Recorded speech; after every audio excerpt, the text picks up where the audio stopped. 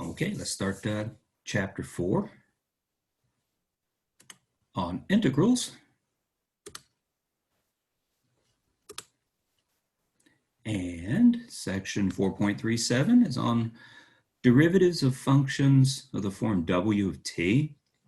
So when we integrate, we're going to integrate over paths or contours, and these are smooth curves in the complex plane, and they'll be parameterized in terms of a real variable.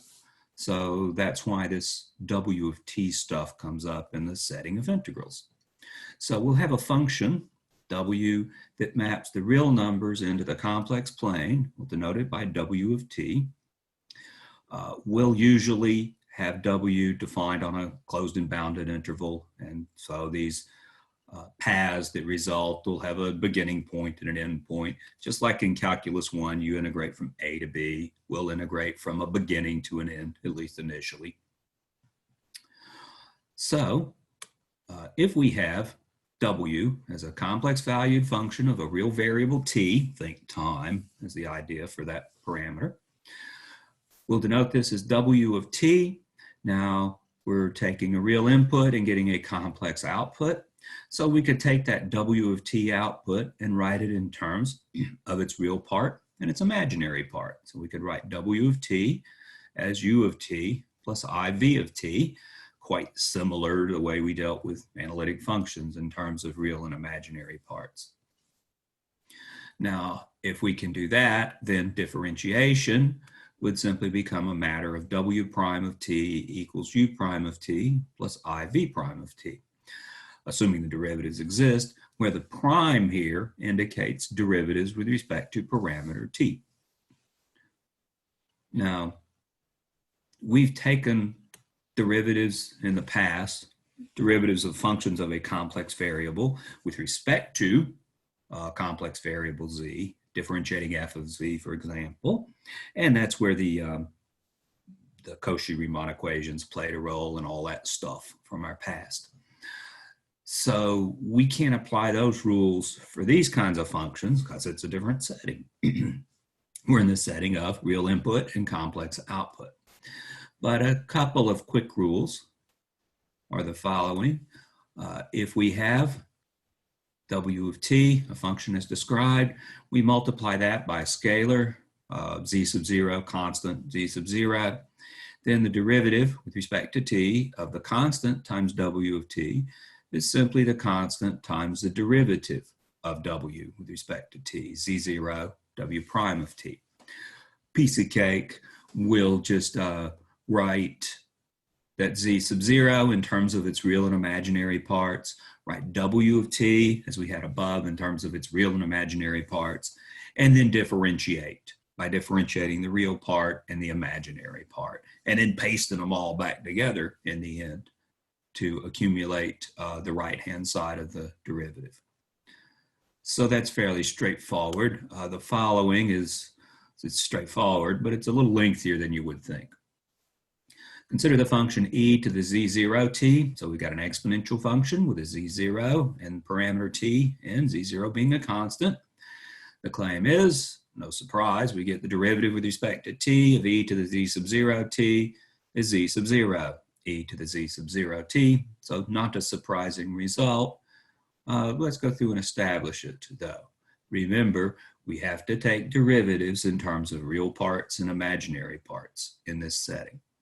Okay, well, let's differentiate e to the 0t. I know what e to the 0t is. We know what the exponential function is in the complex setting. This is kind of a hybrid of complex and real setting, but the fact that the z sub 0 is complex certainly implies that we're dealing with the complex exponential function. So e to the z0t, write things in terms of real and imaginary parts. Take that z0, write it as x0 plus iy0. Then we can break up that exponential function into an expression of this form. Here, we've got an e to the I y sub 0t, so that can be written in terms of cosine y sub 0t plus I sine y sub 0t. And this real stuff here, e sub 0, x sub 0 to the t, or sorry, e to the x sub 0 t, everything real there.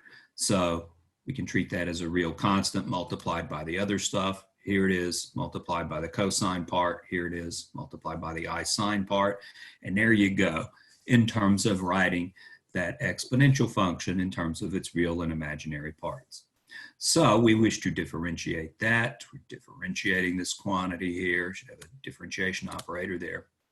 So we'll differentiate, as it says above, by differentiating the real part and the imaginary part. That was the reason for separating them out.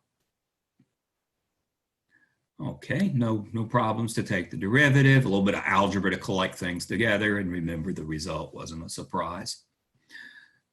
So let's see, we'll differentiate with respect to t, that's what the primes indicate.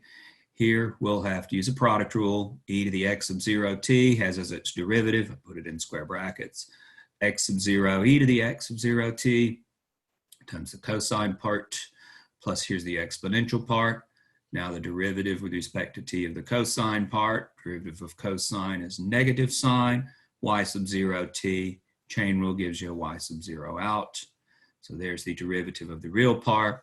Similarly, product rule differentiating the imaginary part, pull the I out front, will produce something like this. I put derivatives in square brackets. You can sort of see the product rule within those set brackets. Okay, so let's collect together common things, trying to paste it back together as real and imaginary parts. The way we're going to do this is, let's take this negative y sub 0 term. Let's write that negative 1 as I squared. So here it is. Here is the term negative I times I. So there's a negative 1 part. E to the x sub 0 t. Here's the e to the x sub 0 t.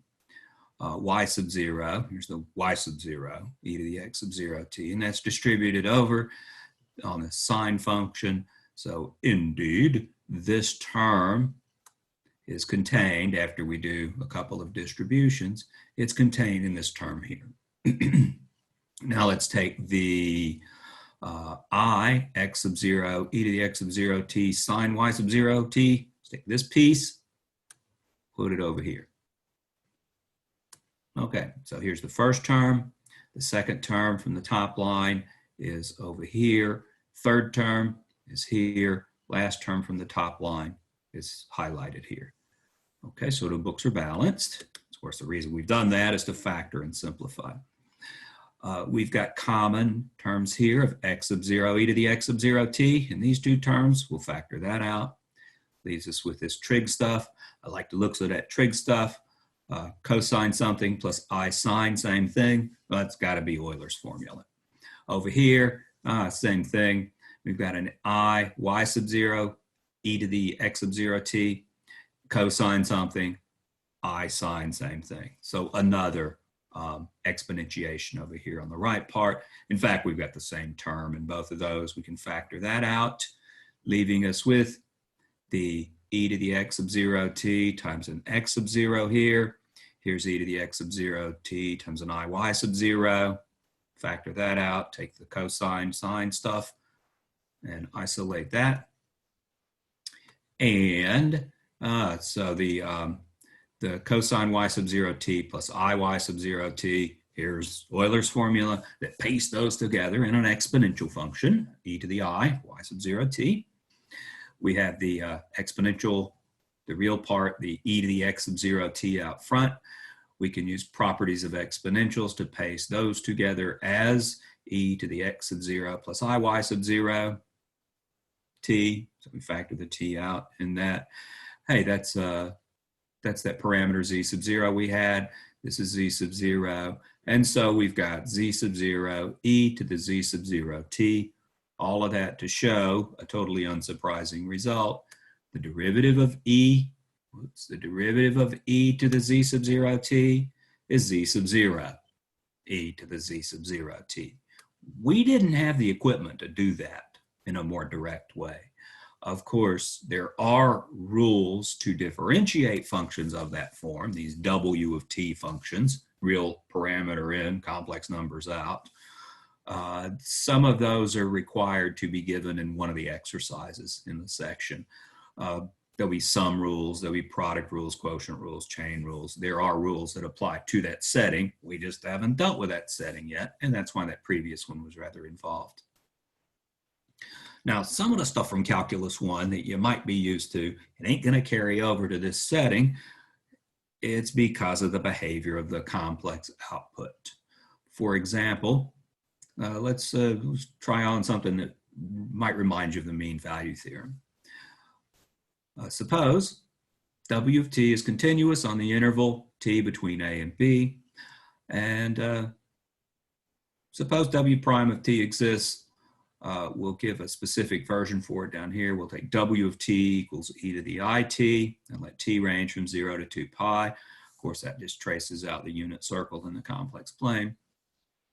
But we'll have W prime of t to exist, no problem. We just saw how to differentiate it, in fact. But the mean value for derivatives won't apply here. Yeah, the mean value theorem for derivatives is only good for real inputs and real outputs. We've got a real input, but a complex output. So if we'll take this function W of t equals e to the it, let's plug in the endpoints, 0 and 2 pi. At 0, we get e to the 0, which is 1. At 2 pi, we get e to the 2 pi it, which is also 1. So we're getting 1 out at both endpoints. If this were the real setting, we'd say, hey, if the function values are the same at the endpoints, and it's a nice, smooth function, differentiable, somewhere in there, continuously differentiable technically, somewhere in there I'd expect the derivative to be 0. That's actually, that's Rolle's theorem, special case of the mean value theorem. But we'd expect the derivative of this function for t somewhere between 0 and 2 pi to be 0. At the endpoints, we got the same values out. Rate of change over that interval is 0. It went from 1 to 1, so the average rate of change is 0. We'd expect the derivative to be 0 somewhere in between. But wait, W prime of t is I e to the it. We just saw how to differentiate that. We can't get 0 out of that function because the modulus of I e to the it, that's always 1. If we were trying to strictly adhere to the mean value theorem, we'd expect to get 0 out. You don't get 0 out. Everything you get out has modulus 1 in terms of a derivative of this function. So mean value theorem that holds in the real setting, it doesn't hold here. So some of the rules carry over. Lots of the differentiation rules will have analogous results in this setting. Chain rules, quotient rules, those kinds of things, but not everything.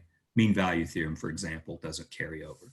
Now, we're going to be interested in these paths because when we perform integrals in the complex setting, we'll be integrating over paths determined by some type of function W of t. It'll be complex input to the functions, complex output to the functions. But when we integrate, we'll actually be integrating over a real parameter. But there will be complex numbers everywhere that matters. Values of integrals, values of definite integrals will be complex as well. So that takes care of that section. It was a brief one.